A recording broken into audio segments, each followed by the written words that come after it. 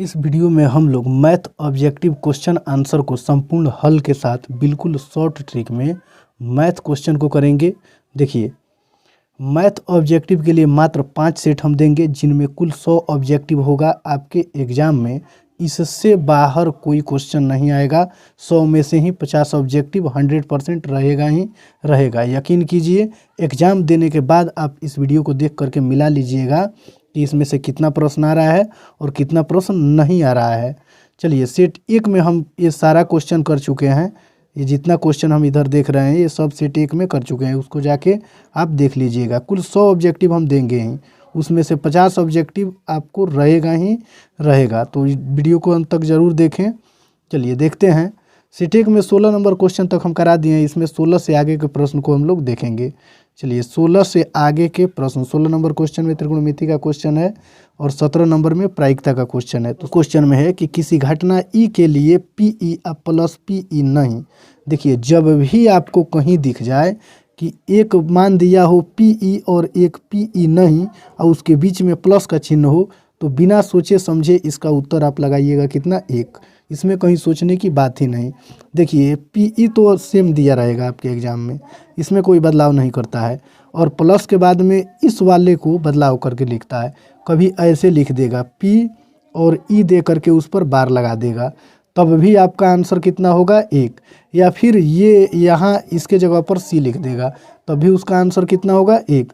तो आप समझ गए होंगे कि जब P E plus P E नहीं दे या बार लगा दे या फिर सी लिख दे यहाँ, तो आपको कितना आंसर लगाना है, 1। इसमें कहीं सोचने समझने की बात ही नहीं है।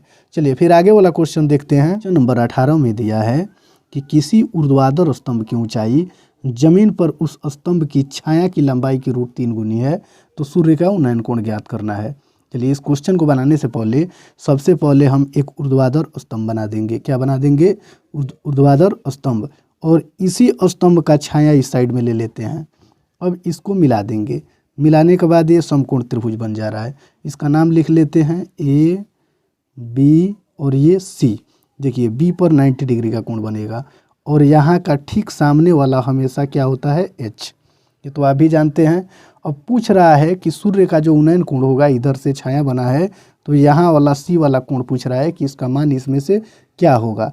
तो देखिए, क्वेश्चन को फिर एक बार देखिए कि किसी ऊर्ध्वाधर स्तंभ की ऊंचाई जमीन पर उस स्तंभ की छाया की लंबाई की √3 गुनी है। यानी छाया अगर पता लग जाए, ये बी सी जो है ये छाया है, इसकी लंबाई पता लग जाए तो इसमें √3 से गुना करेंगे तो ये ए बी का मान हमको पता चल जाएगा। तो बी सी का तो मान कोई दिया नहीं है, तो इसको हम मान लेंगे क्या, x। यानी बी सी का मान हम क्या मान लेंगे, x। छाया की लंबाई हमको x निकल गया। अब इसी छाया की लंबाई में कितना से गुना करना है, 3 से। तो ये किसकी लंबाई निकल जाएगी, स्तंभ की, ए बी की लंबाई निकल जाएगी। तो x में √3 से गुना करेंगे तो ये क्या हो जाएगा, x√3। अब देखिए, यहाँ सी से देखने पर ये पूरा जो ए बी दिख रहा है ये क्या होगा, p। और ये p हुआ और ये h हुआ, तो जो बचा है वो क्या हो जाएगा, b हो जाएगा। यानी बी सी जो है वो क्या होगा, b हो जाएगा। अब हम यहाँ देखते हैं कि p और b का मान दिया हुआ है, तो p b का संबंध कौन बताता है, tan।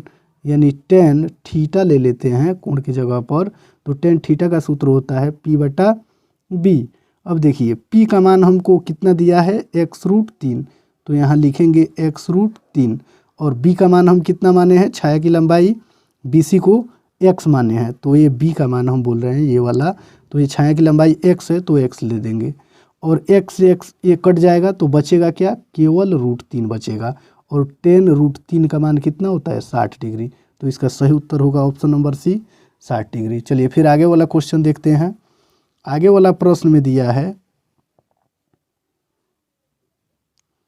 यदि px बराबर qx गुने gx और px का घात 6 दिया है और gx का घात कितना दिया है, 2, तो पूछ रहा है कि px/gx का मान होगा। px/gx का घात पूछ रहा है। क्या पूछ रहा है, घात। तो देखिए, इसमें कुछ नहीं करना है, केवल लिखना है px/gx दिया है ना, इसको पहले देखेंगे। लिखेंगे px/gx, जो निकालना है उसी को हम लिख लेंगे। अब यहाँ देखेंगे कि px का घात कितना दिया हुआ है, 6, तो px के जगह पर कितना लिखेंगे, 6, और बटा gx का घात कितना दिया हुआ है, 2, तो जी एक्स के जगह पर कितना लिखेंगे 2, और 2 से 6 में भाग देंगे कितना बार में कट जाएगा 3 बार में। तो इसका सही उत्तर होगा ऑप्शन नंबर सी 3। चलिए फिर आगे वाला क्वेश्चन देखते हैं। आगे वाला 19 नंबर प्रश्न में दिया है कि रैखिक समीकरणों का युग्म 2x + 3y = 5 एवं 4x + 6y = 15 के कितने हल होंगे। तो चलिए इसको देखते हैं। पहले x वाला मान हम लेंगे, तो लिखेंगे a1/a2 बराबर, तो देखिए a1 का मान कितना होगा 2 और a2 का मान कितना होगा 4। इसको काटेंगे तो 2 एकम 2 और 2 दूनी 4, यानी इसका मान 1/2 निकल गया। फिर हम b1/b2 लेंगे, क्या लेंगे b1/b2। तो देखिए b1 का मान कितना होगा 3 होगा और b2 का मान कितना होगा 6 होगा। तो 3 एकम 3 और 3 दूना कितना हो जाएगा 6, तो ये हो जाएगा आपका 1/2, दोनों बराबर है। तो फिर c1/c2 का मान हम निकाल लेंगे। तो c1 लास्ट वाला c1 कितना होगा 5 और c2 का मान कितना होगा 15। 5 एकम 5 और 5 3 15। देखिए ये दोनों तो बराबर है, लेकिन ये बराबर नहीं है। तो जब a1/a2 और बराबर b1/b2 और बराबर नहीं c1/c2 हो, तो इसका कोई हल नहीं होता है। क्या होता है, कोई हल नहीं होता है। तो इसका सही उत्तर होगा ऑप्शन नंबर डी। चलिए फिर आगे वाला प्रश्न को देखते हैं। 20 नंबर क्वेश्चन को देखते हैं कि साइन 45 + a - cos 45 - a दिया हुआ है, तो इसका सही उत्तर क्या होगा। तो इसको हल करेंगे हम, यहाँ लिखेंगे साइन, ऑप्शन से हल करेंगे साइन, और 45 + 0 लेके लिखते हैं 0 और माइनस, फिर cos 45 माइनस a के जगह पर कितना डाल देंगे 0 लेंगे, यहाँ भी और यहाँ भी a के जगह पर 0 लेके पहले हल करेंगे। तो देखिए साइन का मान साइन और 45 में 0 डालेंगे तो कितना होगा 45, और माइनस फिर cos का cos 45 में से 0 माइनस करेंगे तो कितना होगा 45 से होगा। अब देखिए साइन 45 का मान कितना होता है, साइन 45 का मान होता है 1/√2 और माइनस cos 45 का मान भी 1/√2 होता है। प्लस माइनस कट के क्या होगा 0। तो इसका सही उत्तर होगा ऑप्शन नंबर सी 0 हो जाएगा। बाकी एक जगह पर ये या ए कोई भी भरिएगा तो ये उत्तर गलत हो जाएगा।